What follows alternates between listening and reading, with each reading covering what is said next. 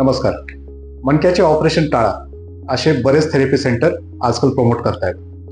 पण मणक्यांचे काही असे प्रॉब्लेम असतात की जर ते दुर्लक्ष केले तर आपले हात किंवा पाय अधू किंवा पॅरालाइज होऊ शकतात. असेच एक 65 वर्ष पुरुष काही दिवसांपूर्वी माझ्याकडे आले होते. त्यांना मानदुखीचा खूप जास्त त्रास होता बरेच दिवसापासून.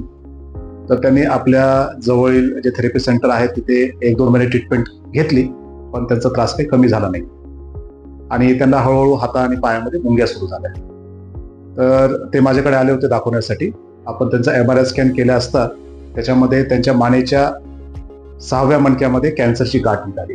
आणखीन डिटेलमध्ये जेव्हा तपासण्या केल्या, पेट स्कॅन केला, तर असं लक्षात आले की त्यांना प्रायमरी फुफ्फुसाचा कॅन्सर होता आणि ते कॅन्सर त्यांच्या मणक्यामध्ये पसरला होता आणि ज्याला आपण स्टेज 4 डिसीज म्हणतो किंवा स्टेज 4 कॅन्सर असं म्हणतो. म्हणजे बराच उशीर झालेला होता.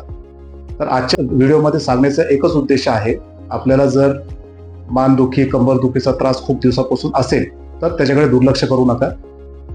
आधी प्रॉपर स्पाईन स्पेशलिस्ट किंवा स्पाईन सर्जनला दाखवा, MRI स्कॅन करून घ्या. त्यामध्ये सगळं जर नॉर्मल आलं तर आपण कुठल्याही प्रकारची थेरपी करण्यासाठी करू शकता.